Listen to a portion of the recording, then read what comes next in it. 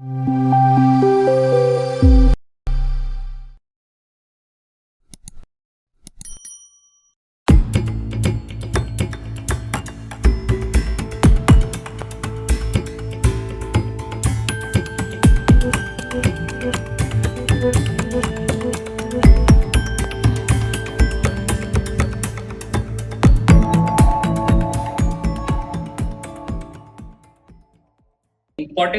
and interesting problem in these companies that I saw was that these sort of B2B tools are a lot of, like, if I have to give a physical analogy, it's like brooms. Now, a broom, I believe, in the last 100 years has been of the same design. But when you open TikTok or Instagram on your phone and look at the Chinese videos,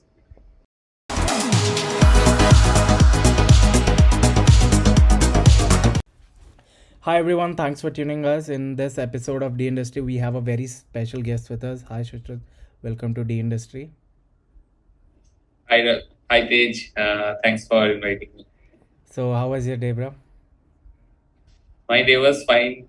I woke up very early in the morning, took my dogs for a walk, came back, and then actually I have a timer going on. In a few minutes, I'll tell my wife to turn the pressure cooker off because I'm making a special dal. Oh, that's So wonderful. that That's is going wonderful. on. Yeah. Okay, so if you could give a brief about yourself to our viewers out there. Yeah. So hi everyone. I'm Sushrut. I've been working for 4 years now here at Microsoft. My total design experiences, I joined in 2012, so that makes it 12 years now. And I've studied from NIT Rourkela in a completely different thing from UX design. I studied electronics, and after that, I joined Samsung, where the job was I was officially recruited as an engineer, but I was never that much into engineering in college. In college, I used to edit the college magazine, so some Photoshop, InDesign, and Illustrator experience. I remember we used to spend like a lot of late nights, like downloading stuff from DeviantArt and like manipulating them and then making the magazine, like laying it out. So that's where I learned some basics of like just putting stuff together. But I never heard the term UX design when I like just recently joined Samsung. And after that, there was a UX design department over there. We joined as graduate trainees. So basically, you get assigned to any department in the first few months, right? Mostly it's related to engineering and all, but they give you some flexibility in choosing. So I thought this department looks interesting, this design department in this Samsung. Whether let's join there. So I joined there. I'd never heard the word UX design or anything, but thankfully I had some great and cooperative mentors over there who were willing to take on somebody who did not know anything but was still willing to learn. So that's how my journey started. I remember some of the first things I did was um, design a like I did not really design it. I observed other people designing, but it was the buttons and the panels on a microwave oven, right? So the trick was that you want to pre-program some 100 or 200 different recipes, right? And so how do you make the user choose and how do you give them feedback, right? So we do a lot of it was like a mix of it was not software in that sense of UX design that we mostly talk about now, right? When what we relate to most, but it had all the same heuristics and the principles, right? Like when somebody is entering that number, somehow you have to keep track what all they have entered, right? So you have to give them that feedback. You have to even that button press page, both the feeling when that gets pressed plus a beep is what you need because only the button press won't. You think the microwave is off, right? So that was how it started, and I worked there for 2 years, made some smart TV apps. So it was like huge 48-inch and like even larger monitors, like displays, like TVs only. TVs. It was in 2013, and also smart TVs were a very trending thing from Samsung.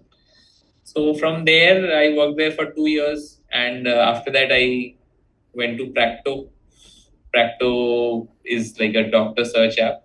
Uh, so there, I actually worked for not the thing that most users see, but actually for the software that Practo makes for doctors.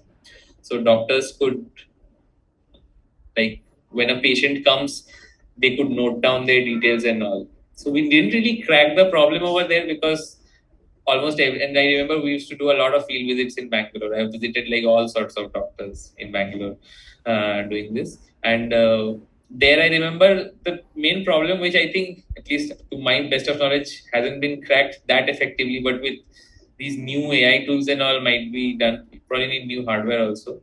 Is that doctors need FaceTime with the patient. It is a very emotional thing when you are telling somebody something. So you just simply cannot be like, by the way, you have cancer. That, right? You cannot do that as a doctor. So doctors are like, it's a great software, and we actually had quite a few doctors who are like more affluent. They'd hired another person who's like always there in the room taking notes on our software. So the software that's an interesting problem, right? Like the software solves for, like, the doctor also sees the value of the benefit, right, of the making that investment. That's why they have hired a person to make notes, because they realize that after the first 500 patients and all, like with the accumulated data and the insights they'll get from that, they will become a better doctor.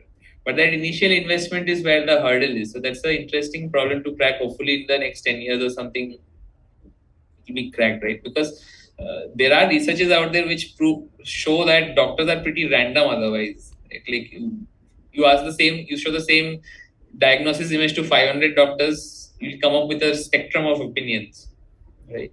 So that's a little bit about the journey in Practo. After that, I left Bangalore and came back to Noida, and here I worked in first in infoedge.com. I used to work for the Naukri department over there. So InfoEdge has several online portals: Naukri, Shiksha, Jeevan Sati, Ambition Box, and a few more. And I 99 acres. And I used to work for Naukri. And here also, I did not work on the things that most normal people see, like lay users see, which is the Naukri.com portal, but the software that recruiters use.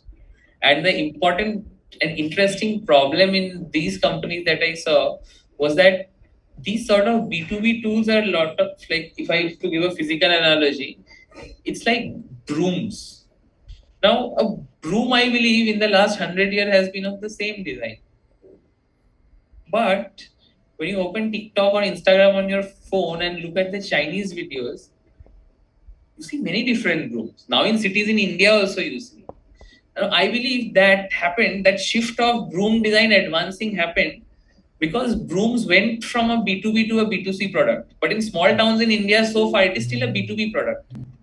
And that relates to the entire what I learned in Naukri.com. Is that I think broom design in small towns still hasn't advanced because the person who buys the broom does not broom, like, sweep with it, right? It's the help in the house who does it, and their opinion is not even asked for, right? Or how much trouble they are having doing their work. Like, it's not a concern of the person buying the broom. So the design also does not have to advance. It's good enough. It's cheap. It has met the user need like that.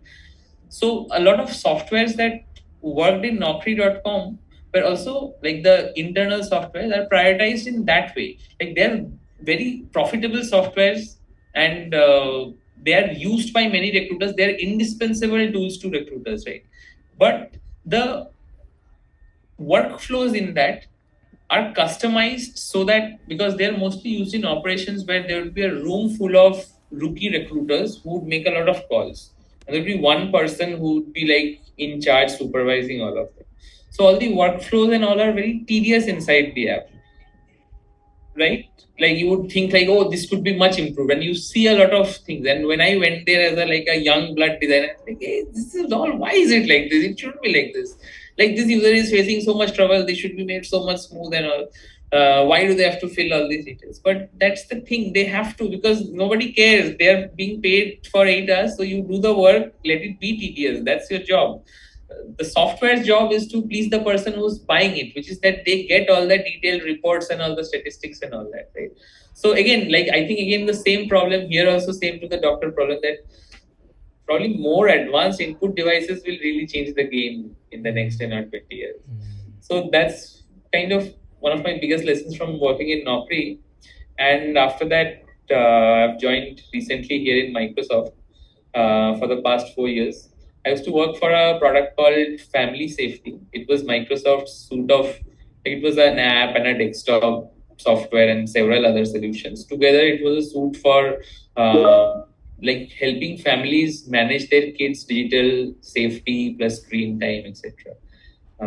So that was my first product, and it was a very big learning. Like this was the first time I was working for such a huge company, multinational company.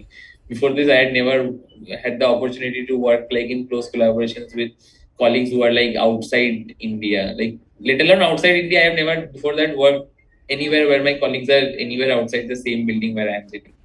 Right, so it was a very different shift in the rhythm that way. And some of the things that I learned, which was before this, because I was always working in very small teams, and so most of the decision making was done by a group of people who are in constant conversation with each other.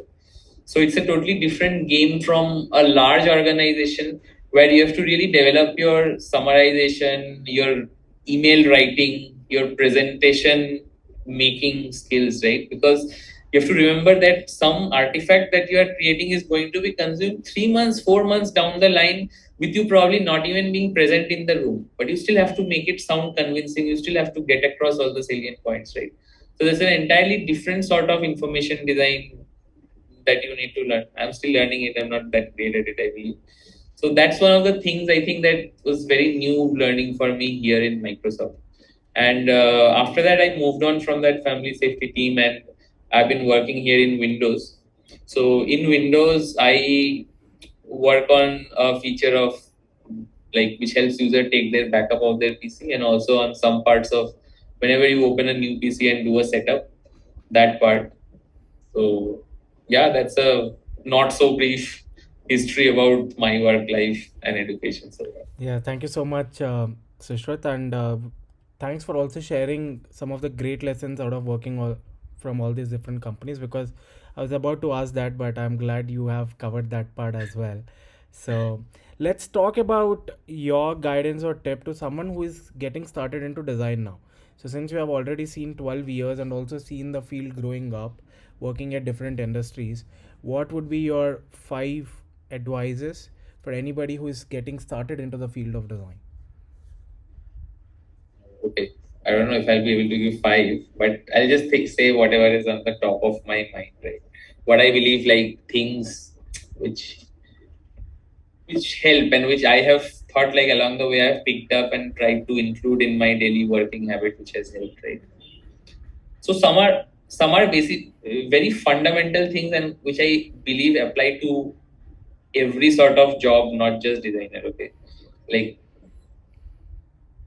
which is a few basic skills like being very responsive and like very basic. And I think most people maybe already have it, but by being responsive, I mean it's not that you have to always 100% like get back on a person's email message or something immediately or something like that. Probably doesn't count. But what counts is that if there's has been a discussion and there's been a gap of 3 or 4 days, it's better if you have something new to say about that entire conversation, which makes the other person believe that you have thought about it, right? Which is ideally the job. So that I believe is something that is very essential and which makes somebody trust you more. So that responsiveness, and and when you start thinking about it that way, I think you try to include it in things that you show also to the other person. Like what's the delta? Always try to like frame it in that way in your mind that since our last conversation, this is what I have thought new, or these are some new questions. Right? That's something very basic. Specific to design, some advice to somebody who's just starting. Well, first one is not to get fixated with any tool, right? It's really not about it. I think,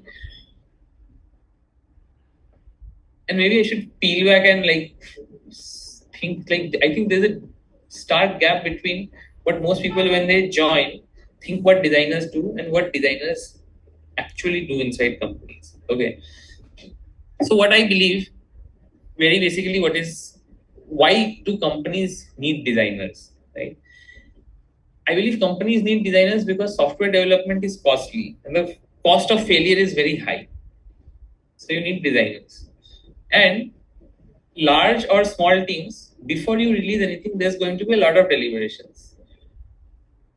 Rarely, at least my experience, probably it happens like there. I've only worked in 4 companies. There are 4 million companies out there, right?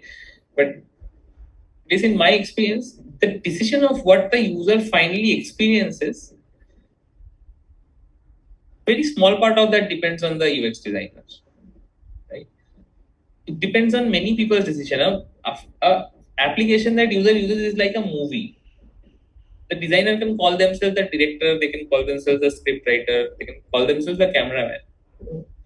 But what I believe a designer is most is probably the person who made that storyboard, right? Who drew that thing out. Why? Because probably that's the first time a lot of people have a artifact to deliberate on and understand if the story is working out. If they need more thrill in some place, if they need more suspense in some place, they should change something, right? And I think that is what designers really bring to the table, right?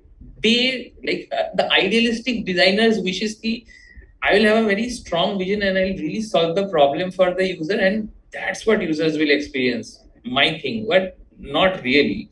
It's a shared thing that is going to get produced. You're probably had it wrong, dude. Like, especially if you're somebody young, you probably have it totally wrong about what the thing should be. Probably your entire company will also get it wrong only because, like, out of 100 companies, only 10 thrive, right?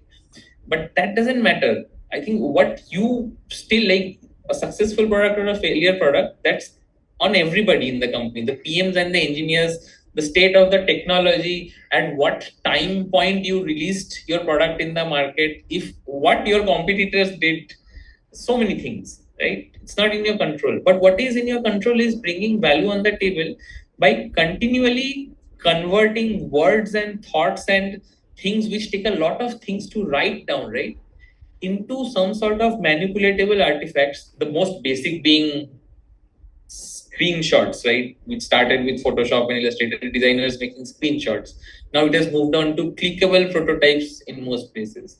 For some, like that works for most softwares, I believe, but for softwares like TikTok and all, on mobile apps, the interaction and the motion design also matter more, right? So those kind of things, creating those artifacts and bringing value is what designers can do, and honing your skills around how you can do that, right? Creating that artifact that everyone can work with is the first base level skill, especially for people who are new, right? Because I believe when you are new, because you have less experience, there is no substitute in the world for experience of not for learning things, right? So when you are new, this is the first thing to build on, your ability to create these artifacts which help the entire team discuss things more proactively. And after this second layer, when you become more senior, at least where I am right now, after that I don't know how one should evolve, right? But I have 12 years experience. I think the next level is where you can formulate some sort of opinions about things. Where then I think the second level of skills you need, which I think you can learn mostly from actors and politicians, which is how you can convince many people about your vision. And it is, again, it has got really anything to do with the user problem you're solving. Okay, it's got a lot to do with understanding the actual motivations of the people in the room. What do they gain by it? Having a clarity on all these things, right? And again, I think this skill applies to everything. But that I think is the next thing which will make you grow in your career. Like first, you, because to get others' trust and respect, you must be able to show your design chops or the any like coding chops, right? Otherwise, why you, bro? Right? So that comes from having control over the things. And these, it doesn't matter. Like one, like so far it is Figma prototype, right? But now with the new genre of AI apps and all, what would that design thing be? How does a designer create manipulatable things, right? Or does the designer's job actually demote and it's actually the very initial coder who's, where you feed the prompt, that person becomes the person who really calls the shot on the experience the person has, right? So interesting how it will evolve. But that's, I think, is the entire gyan I have for somebody who's starting new until the point I have reached. Tools don't matter, to summarize, but tools don't matter. Like specific tools don't matter, but use whatever you have at your disposal to get the team to have a thing on which they can portray their vision on. That's the first thing. Learn the skills on that, and then understand what really moves people, why they want to get something done, right? And then if you have a strong opinion, how you can convince them of it. That part again I don't know very well actually. So I am also just having very initial thoughts. So those are my things which I can tell some gyan. Thank you so much, and it was beautiful analogy from films to politicians and actors. Was a really great way to put that out. So, what's your opinion and take on designers perfecting their visual craft? And there's a saying, right? No matter what happens, don't leave your craft. So, what's your take on that? Depends on the product you're working for. I think for some products, like if you are working, say, suppose what you are working on is a software that is going to be used by nurses in hospitals, right? Then the visual design part of it has to be towards some problems they have, like can they read it on a board and all. It should be all towards that. Like flair part of it, quote unquote, does not really matter. I think it's probably a noise. But suppose you're making a marketplace where different apps need to be showcased, right? And you are responsible for making the exact pictures also come. There, your creativity and how good your visual design skills are matter a lot more. Some basic things I think which every designer should perfect is like in one big rectangular white box, if you put black text, then what should their font sizes and spacing and all should be, like grouping and gestalt principles and that thing, right? This they will read first, then they should browse here. That sense everybody should have, right? Because otherwise it will be tough for you to create those artifacts, what I talked about in the last points, right? So that much though everyone should be, but that I believe like after some years of practice becomes kind of second nature to most people, right? But other than that, depends on the product you are specifically working on, how much you should develop, I believe. You should take a call based on what you are working on, whether the visual part of it, like the flair part of it matters so much, or whether your visual design also should be very functional based on what the user needs, right? For some places where popularity and getting the user's attention matter a lot, if you're in fields like that, then of course, right, you should develop your visual design skills. And also maybe from an entirely different point of view, maybe perfecting and always making your visual design skills matter most. I what designers mostly do, right? Which is to create a joint vision for everybody to work on. As tools keep improving, like Figma and all, I think that part of a designer's role would be gone over. And the PM today writes a spec, and then the designer takes that spec and draws out a series of screens, right? That's what most entry level designer jobs are about. That part might go away in few years when from the document only a software will be able to create the screens. I mean, how different are different mobile apps really? They are not really, I believe. They're pretty much the same structure with different copy and different images, right? Like Zomato to Flipkart to Amazon, like they're all the same thing, just different items, right? So that part of visual, like designing, would go away, right? So for entry level designers also. So what would you do then? I don't know, but yeah, that's one thing. So that's a great take, and we had like super awesome conversation, and we'll definitely do a part two of this video as well. Since So, we are running out of time, we'll conclude this show by your favorite book recommendations or podcast recommendations and any words of advice before we part? No words of advice. I think I already gave a lot of gyan. Oh yeah. Some books that I like, I'll tell one fiction and one non-fiction. Fiction would be a book called Winesburg, Ohio by Sherwood Anderson, and a non-fiction book. All these books have nothing to do with design, right? Like I haven't Yeah. read a lot of design books yet. And the second book is about the design of nature, overall how the things work, and it has a very far-claiming title. It is called "The Seven Mysteries of Life." It's by a fellow called Guy Murchie, who I took almost 20 to 30 years to write that book. But I've read and reread that book several times, and every time I find something new in that book. So it's a very like it explains things from how like it will start from how pebbles work and work all its way up to like how clouds work to how the planet and the entire solar system is working, right? So it's a very, I think, a very brave attempt at methodically summarizing all branches of human knowledge in one book. So that book I really like. The Seven Mysteries of Life by Guy Murchie. Perfect. This And book I got from Vsauce, that guy, Michael. He oh, recommended this book. okay. Perfect. So thank you so much, Sister, for sharing all these wonderful insights, and we're looking forward to host you again in a future coming episode with even more insightful conversations.